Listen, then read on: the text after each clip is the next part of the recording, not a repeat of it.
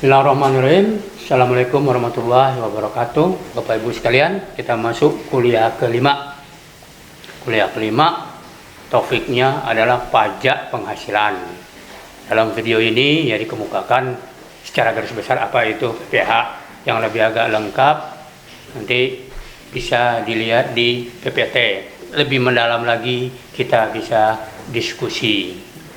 Demikian ya Ibu Bapak sekalian. PPH termasuk kelompok pajak material. Dia udah isi perpajakan. Ini ya pajak yang harus dipungut oleh negara untuk mengisi kas negara. Oke, Bapak Ibu sekalian, kita mulai dengan definisi PPH itu. PPH apa itu? Pajak penghasilan. Ini pendapat sarjana. Subakir ngomong adalah suatu pajak yang dikenakan terhadap subjek pajak atau penghasilan yang diterima atau diperoleh dalam tahun pajak, gitu kan. Joko Mulyono lain lagi, gitu kan, dan seterusnya, gitu Pak ya. Jadi, banyak definisi terhadap pajak penghasilan. Artinya setiap orang atau pribadi atau badan atau usaha yang mempunyai penghasilan wajib membayar pajak penghasilan. Bisa dibayar secara massal, bisa dibayar sekaligus, begitu ya Pak ya, Ibu sekalian. Nah, sekarang kita masuk ke subjeknya. Subjek pajak itu ada subjek pajak pribadi, ada juga subjek pajak badan. Subjek pajak pribadi yaitu orang pribadi yang bertempat tinggal di Indonesia. Orang pribadi yang berada di Indonesia lebih dari 183 hari dalam jangka waktu 12 bulan. Atau orang pribadi yang dalam suatu tahun pajak berada di Indonesia dan mempunyai niat untuk bertempat tinggal di Indonesia. Itu subjek pajak orang pribadi. Orang luar dianggap atau jadi subjek pajak pribadi manakala ia berdomisili di Indonesia lebih dari 183 hari. Tidak paham juga kita pemikir-pemikir pajak itu kenapa batasannya 183 hari. Ini, oke. Yang kedua, subjek pajak harta. Kalau tadi orang pribadi, harta warisan yang belum dibagi. Yaitu warisan dari seseorang yang sudah meninggal dan belum dibagi tetapi menghasilkan pendapatan. Maka pendapatan atas harta warisan tersebut dikenakan pajak penghasilan. Jadi Bapak sekalian sebaiknya kalau punya warisan langsung bagi ya. Jadi tidak dikenakan lagi pajak penghasilan atas harta warisan tersebut. Demikian kira-kira sederhana ya Pak ya.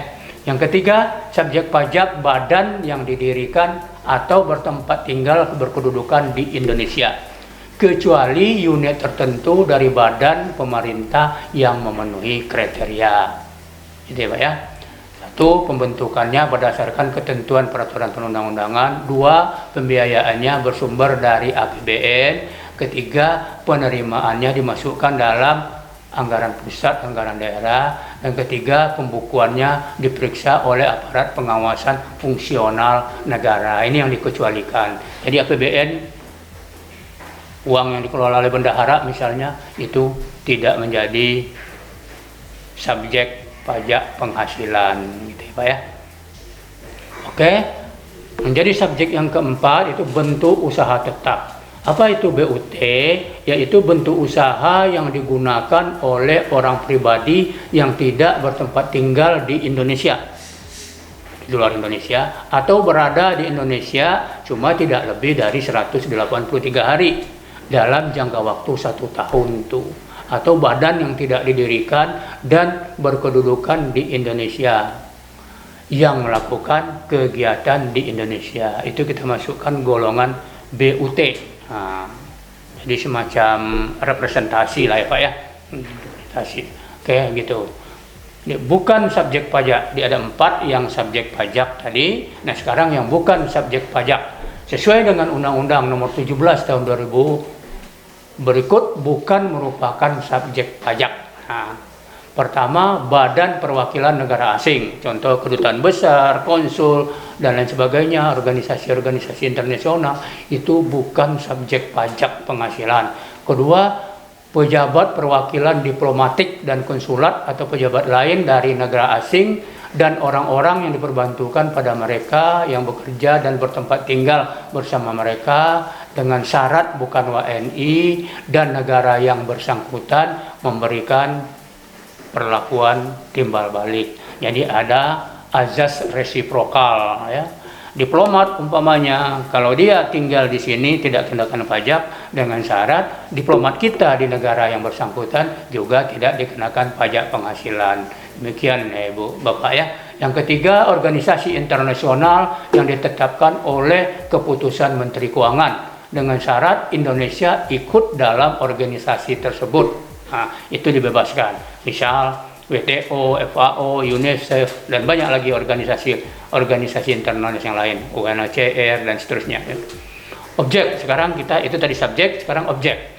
Objek pajak penghasilan yaitu setiap tambahan kemampuan ekonomi yang diterima atau diperoleh wajib pajak, baik yang berasal dari Indonesia maupun dari luar Indonesia yang dipakai untuk konsumsi atau menambah kekayaan wajib pajak yang bersangkutan dengan nama dan bentuk apapun. Dalam akuntansi pajak, objek pajak penghasilan dapat dibedakan menjadi 3 kelompok, gitu ya. Jadi tambahan penghasilan untuk dipakai ataupun untuk menambah kekayaan, itu intinya. Nah, di bidang akuntansi itu dibagi 3 yang menjadi objek pajak penghasilan itu. Pertama, pajak penghasilan pasal 21 dan pasal 26. Ini Pak ya. Kedua, pengertiannya adalah pajak atas penghasilan sehubungan dengan pekerjaan, jasa, dan kegiatan dengan nama dan bentuk apapun, dan seterusnya lah Ibu ya. Kemudian objek pajak penghasilan pasal 21, penghasilan teratur, penghasilan tidak teratur, tidak perlu kita urai di sini ya, tapi nanti kita bisa diskusi lah berdasarkan PPT. Banyak ya Ibu Bapak sekalian ya yang menjadi objek PPh pasal 21 itu penghasilan orang pribadi gitu. Nah, tarif juga, berapa sih tarifnya? Kalau saat ini seperti ini ya, penghasilan sampai 50 juta 5%, penghasilan di atas 50 juta 15%, dan seterusnya, itu tarif pajak penghasilan. Ini PPh pasal 21 ya Ibu Bapak sekalian, dan ini pun sesuai dengan fungsi reguleran perpajakan, bisa saja kita robah tergantung situasi dan kemauan pemerintah. Demikian ya. Nah, kalau untuk pasal 26 itu PPh badan. Kalau tadi orang pribadi, direkturnya, kalau ini badannya, usahanya. Nah, besarannya sama gitu ya Pak ya, seperti ini. Tabelnya 10%, 15%, 30%. Sampai 50 juta kenakan 10%. 50 sampai 100 kenakan 15%. Tapi cara perhitungannya agak berbeda, nanti kita diskusi aja. Kemudian ada lagi pajak pasal 21, pasal 26, pasal 22. Ini jenisnya ya Pak ya, jenis-jenis pajak untuk memudahkan sistem akuntansi disesuaikan dengan pasal di dalam undang-undang perpajakan itu, gitu Pak ya. Oke. Pungutan PPh pasal 22 itu ya, dapat menetapkan bendahara, ini yang tidak langsung. Menteri Keuangan dapat menetapkan bendahara pemerintah untuk memungut pajak sehubungan dengan pembayaran atas penyerahan barang. Jadi kalau bendahara melakukan transaksi umpamanya samping PPN, tarik juga PPh. Nah, itu dikenakan namanya PPh pasal 22 gitu ya Pak ya. Seperti itu. Oke, ini dasarnya ini ya bisa berubah-ubah, tapi yang besarannya yaitu 1,5% dari harga pembelian, yang dilakukan misalnya oleh bendahara tersebut.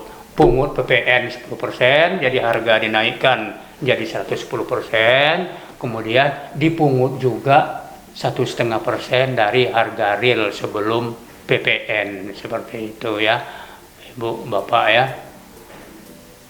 Kemudian ada lagi pajak penghasilan pasal 23. Pasal 23 ini adalah atas sewa kendaraan angkutan darat, tanah bangunan, harta selain kendaraan.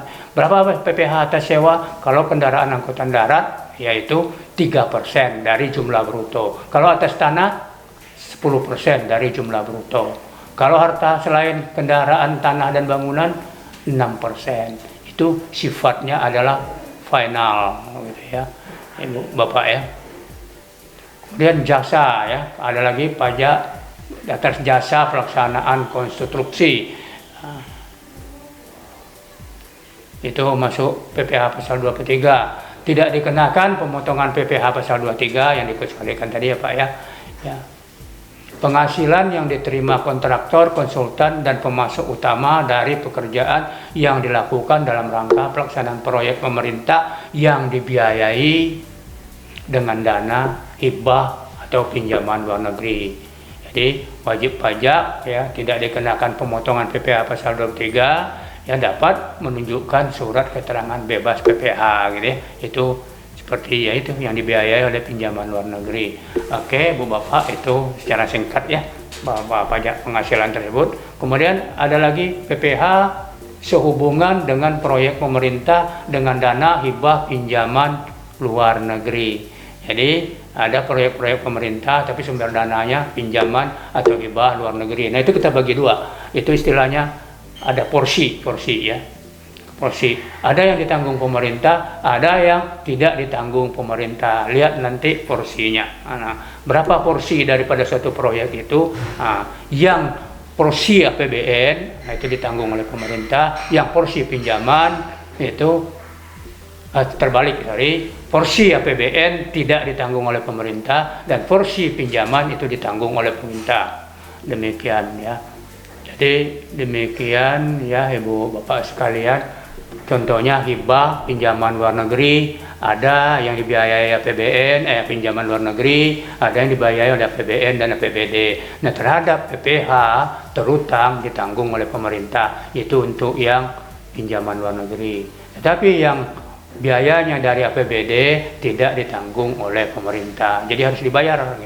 Kemudian berdasarkan harus bendahara mengisi formulir bukti pemotongan PH, menandatangani, memberi cap, harus ada cap ditanggung oleh pemerintah, dilakukan pemotongan pemungutan oleh bendahara. Contohnya yang seharusnya dipungut pajak hadiah oleh atlet yang mendapat medali juara 1, juara 2, juara 3, pemerintah berketetapan hati tidak memungut pajak penghasilan terhadap atlet tersebut. Sebetulnya itu harus dipotong pajaknya ya. Tetapi bisa saja ditanggung oleh pemerintah dengan ya aturan-aturan khusus begitu ya. Demikian kira-kira ya Ibu Bapak sekalian. Selanjutnya mungkin kita bisa diskusi setelah mempelajari PPT. Terima kasih atas perhatian Ibu Bapak sekalian. Saya ucapkan terima kasih. Assalamualaikum warahmatullahi wabarakatuh.